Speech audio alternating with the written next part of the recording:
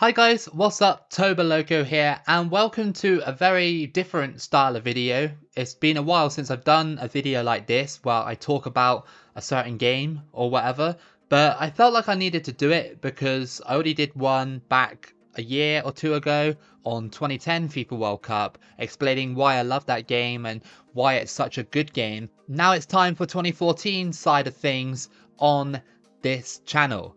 I really feel like 2014 FIFA World Cup was the last of its kind, and in a good way as well. I really feel like that was back when EA stopped caring. After 2014 World Cup, in terms of World Cup games, that was it then. They switched up the model and turned it into DLC model. We saw that in 2018, and with the most recent 2022 FIFA World Cup Qatar DLC for FIFA 23, which is a shame because we've all been asking for an updated World Cup game, and the most updated one we've got is 2014. So it is truly the last of its kind, and I'm going to try to explain to you why it is the last of its kind compared to the other World Cup games that are out there, including the DLCs. They didn't have to make this game. They really didn't have to make this game. Why? Because the Xbox 360 was running its course and the next generation of consoles was on the way. Remember, FIFA 14 released on the Xbox 360 and the Xbox One.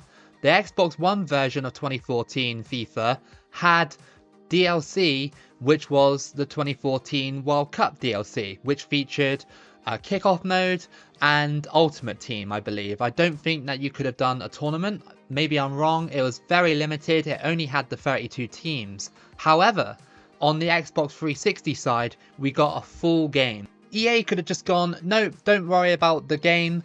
Just put out the DLC and we'll get as much money from our customers through the DLC, through the FIFA 14 World Cup DLC on Ultimate Team, which it did have.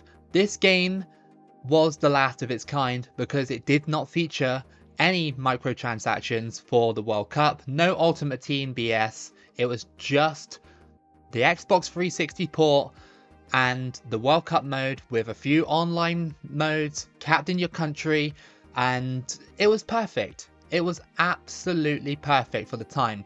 And I don't think we're going to get another game like this ever again, unless EA somehow get the license for the World Cup again in the future, or maybe they decide to actually make a next generation console game. So like I just explained, the 2014 FIFA World Cup game on Xbox 360, it had your basic modes just like 2010 did. It had Captain Your Country, it had an online World Cup as well where you can compete with your friends, it had an offline World Cup mode where you could take any country you wanted from around about 200 plus nations, and 2014 had more nations in it. I think they had a few more nations than the 2010 World Cup game, which is really brilliant to see. Most notably, the Philippines were on the game, Santo and Principe were on the game, and Papua New Guinea as well as new additions to it. Any more that I missed? Then let me know in the comments. So, some more basics for the 2014 World Cup game in terms of gameplay. The gameplay is a lot different. Different physics engine from 2006 World Cup and 2010 World Cup. Of course, if you look back on my 2010 World Cup video, I would say that 2010 does play the best. It can play the best. However, the shot system on 2010 is very primitive. It's very sort of like the same style of shots and everything like that. 2014, with the new physics engine that it had back at the time, you could pull off some different kind of shots. You could pull off better long shots, better finesse shots, shots that just went along the ground, for example. I've scored some really different goals compared to 2010, where most of the time you'll score the same type of goal. So the gameplay is a lot different. The tackling is a lot different as well. It's a manual tackling system, which makes it a lot harder to tackle on the higher difficulties, rather than 2010 and 2006's just hold the A button and hope that your defender goes to him before he can score. So that's a plus point for 2014. Overall, I would say in that department in terms of gameplay, that 2014 is more simulation based and 2010 and 2006 are more arcadey based, just because, maybe not because of EA's sort of decision making to make them arcadey, but because of the physics engines attached to the games. A lot of the time I do complain about 2014's physics when I'm sort of 1 or 2-0 down on the game and I can't get forward enough and the computer's tackling me and the ball is just bouncing around, but it's realistic. It's a very realistic system. Like I said, the defending was sort of down to user input rather than just holding a button. You had to actually time your tackles, which is a lot better, of course. It's a lot more realistic. Goalkeeping as well was more realistic. You got more animations and stuff like that. More things could happen on the ball. You could do more skill moves as well. You were more free to move around the pitch. You, like I said, you could score from any angle or any distance. Providing your skill level on the game. It really does have a hard difficulty curve from the amateur and semi-pro difficulties to professional, world class and legendary. The game will kick your ass on legendary difficulty. It will. It's not like 2010 World Cup game where legendary is just slightly harder than world class. Legendary on 2014 World Cup game is like godlike difficulty. The game will absolutely destroy you, and that's how it should be. One of the main modes I really wanted to talk about with 2014 in this video was the World Cup mode, the Road to the World Cup mode. What really sets 2014 apart from all those games and DLCs with the World Cup mode offline is the fact that the selection of teams are better, like I said earlier, and of course having the chance to do a real or custom fixture. Now, before you jump on me and say, well, actually you can do custom fixtures on 2006 and 2010. Yes, you can do custom World Cups. Yes, you can. But when you're doing a qualification run, if you choose custom on 2010, it will only customize or randomize the groups in your region. In 2014, it will randomize the whole world. So for example, I did a qualifying run with El Salvador in the CONCACAF region, and when I did a custom fixture type, it basically randomized the groups so that Montserrat were in the third round by default where the United States were supposed to be, and it put United States in the first round of qualifying. So that gave me the potential to knock out the United States in the first round. And that is what I love about these older games, is the customization about it and the freedom to do whatever you want. You could truly make that World Cup your own World Cup. Every World Cup is different. Every single World Cup you do on the 2014 World Cup game will be different to some extent. You'll get different qualifiers and different teams every single time you play it. No one team will just show up all the time. I mean, obviously your juggernauts of the world like Italy and Germany will show up most of the time. But what I'm trying to say is, compared to 2010, when you randomize that region of the world and it doesn't randomize the rest of them, you're going to get the same teams sort of poke through every single time. You may get a team where it has a sort of like a godlike run somehow due to the simulation process of the game, and it will put them into the final stages of the World Cup. You may get that. I've had that before. But on 2014, it's more likely because it's randomized the whole process, not just one part of it. The other reason is the depth of the qualification process. You have to look after your players. It's not just play your games and play your friendly matches, and if you win, then you win, and you lose, you lose. There are consequences to losing other than dropping points. There's a form system in the game where you have to train your players and train in different areas so that you can get those players to the best of their ability. If you lose a match, for example, if I'm England and if I lose a match against San Marino for whatever reason, then my form will plummet into the ground on higher difficulties, and getting that form back up is super difficult, and it's lifelike as well. If a team like San Marino did beat England, your form would be in the ground because it's embarrassing. It's embarrassing for a team like England to lose. So the form would plummet, and then it will affect your next game. You can physically feel on the pitch how bad form will affect your play. And on the other hand, good form, you could also feel that as well. If you're on good form, your team will be playing exceptionally. Your passing will be better, your shooting will be better, and your goalie will be just unstoppable in net. It really has an effect on the actual campaign, your form, and the depth, and the whole swapping your substitutes out and stuff like that. 2010, like, it doesn't have that. It has a altitude system. Now 2014 doesn't have the altitude system to my knowledge. I think it just has the form system. 2010 does have a form system, but it doesn't really impact your players as hard as 2014. You can reverse your, say for example, if I did again lose against San Marino on 2010 World Cup, and then I did another match afterwards, the training doesn't exist on 2010. It's literally just for your own skill, not your players. And going into the next match, I can just demolish the next opponent because I'm England.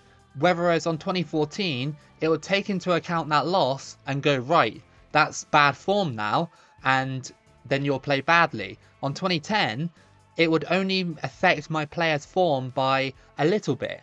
On 2014, it's more unforgiving, and it will send your form into the ground. I hope I've explained that well, but the bottom line is, what I'm trying to say is 2014 has one of the most realistic yet unforgiving form systems in a World Cup game, like, in my opinion. And that's what makes it sort of fun to play, and it really can spoil a qualifying run if you are playing badly. The stadiums, I mean, there are different stadiums and different backdrops, but I still think that 2010 takes the crown on that regard. I think that 2014, while still having a good selection of stadiums, especially the main stadiums and stuff like that, 2014 is missing key stadiums and just different backdrops as well, like a lot of different backdrops. 2010 has a lot, and I mean a hell of a lot, of backdrops and different stadiums for different teams, and they make sense. But 2014 just feels like they just got maybe like 6 generic stadiums and then the Brazilian stadiums, and just sort of gone, okay, here you go, like, and here's the backdrops. There's not as much variety as there is on 2010. So, I mean, it's still good, but I mean, it could have been a little bit better on that kind of presentation side. However, it's still a good experience. Another thing I almost failed to mention, which was actually a crucial part of this video that I wanted to talk about, is that before you start a qualifying campaign with a nation of your choice, you're given 3 options. You can either play the game with the music in the background, which, by the way, is a fantastic lineup of songs to complement the game, although I cannot play those songs because the music companies will come to my house and beat me up. Or you can have the option of 2 radio shows happening. One of them is the EA Sports Talk show, and the other one is the Men in Blazers, and they're both just as good as each other. Obviously they're different hosts on there, but they just are so good. They talk for about 5 minutes during the qualification process after every match, and they talk about what's happening at the World Cup. Maybe the best example is that I just play a clip from the game. So here you go, here is a clip of that radio show. All the action. Oh, that is such a crucial goal! All the excitement. Oh, now penalty, I think, yes! Would this be a turning point here? Live from Brazil with the Men in Blazers. From the Embassy Road Satellite Studios in gorgeous Rio, Rog. The group stage is over. I'm exhausted, but I'm still, as you know, up for a game of football. And here we are, the round of 16. Lego! Yeah, hello. It's cool. Lego. Oh, it is cool. In Portuguese. It's David. do or die, though. We at the end of tonight, could be all going home on a plane or advancing to the quarterfinals. When in the quarterfinals, Rog, you can smell the jour Reme. You can smell the World Cup. Oh, it smells like a beautiful cologne. Oh, whose brand name I'm not allowed to mention. Yeah. But as a I know what you're talking as a about, man though. who's arced out a career as a reality TV show host, I thought you'd thrive Yeah. in the elimination round, David. don't like where the you elimin- win, well- the stakes are there. You either get the suitcase full of cash or the suitcase full of cash is snapped in front of you, and then you're pushed out the reject button and sent right home, David. To be honest, I prefer the group stage because there's football every day. What I don't like about the later stages of the World Cup is I want football every day. Specifically, Some of them not so much. Specifically, Lego. what have you seen in this team specifically that tells you that they could advance out of the round of 16 and go into the quarterfinals? Specifically. I think a willingness to try and play assertive football. Yeah. I think and a willingness to have 11 men who are willing to attack, and that includes the goalkeeper. Yeah. And 10 men who'll drop back and defend, David. Yeah. I think there's a tactical flexibility, and they're going to need it today, David. They are going to need it today. Yeah, I would say specifically, it's what they've been capable of doing in midfield, Rog, that has marked them from other teams in this tournament so far. It's where they've seemed to have stood out. Yeah, they had an ability to retain the ball, but they're going to have to press. They are going to have to press this opponent, David, if they're to go beyond to the round of 8, the round of 4, the round of 2, and my favourite, the round of 1. Oh, press, pass, tackle, shoot, score. Here we go. The round of 16 coming up. Okay, so Nigeria's next opponent is Venezuela. What are your thoughts on them, Rog? Many said getting out of the group stage was as good as it can get for them. Few believe they can get much further. But today, they have a chance. So as you can see, it is very, very immersive. You've got the radio station going on in the background, talking about your team, the chances of these sides of winning the World Cup. It really makes you feel that you're not quite in the World Cup, but it definitely makes you feel like you're playing a World Cup game, because it's definitely a special thing to have on the side. That radio station going off while you're doing your training and doing your fixtures and your squad can really help the immersion of the game. I think I've covered everything I wanted to cover about the 2014 FIFA World Cup game on Xbox 360 or PS3 if you got it on there. It's just a really sad sort of end to the World Cup games, and sort of a beginning of a new era in DLCs. It was the last of its kind, which signaled, like I said, the DLC era of the World Cup. And I really hope that in the future we can see a game like this again on next generation consoles. I really hope that we can. You know, you got the whole feel of the World Cup, you got the flags waving and the fans cheering and stuff, and EA do capture that in their DLCs. They do. Like in the 2022 DLC, you do have that, but you just don't have the options and the customization that the 2014 FIFA World Cup game brings. And maybe that's just a bit of bias on my side, you know, because it's nostalgia, but at the same time, it's definitely needed in this sort of generation of new consoles now. A brand new World Cup game would really sell well, I feel, but that's up to EA. It's not up to me or the community surrounding the channel or other channels that do sort of retro sports content or however you want to call it. It's down to EA, and they're going to look at it and go, what makes the most money on what costs less money to produce. I think that signing off FIFA World Cup 2014 Brazil game is the last we're ever going to see unless some sort of miracle happens. I really hope that you enjoyed this. If you did, then give it a like and subscribe. Keep it loco as always, and I'll see you again for the next video.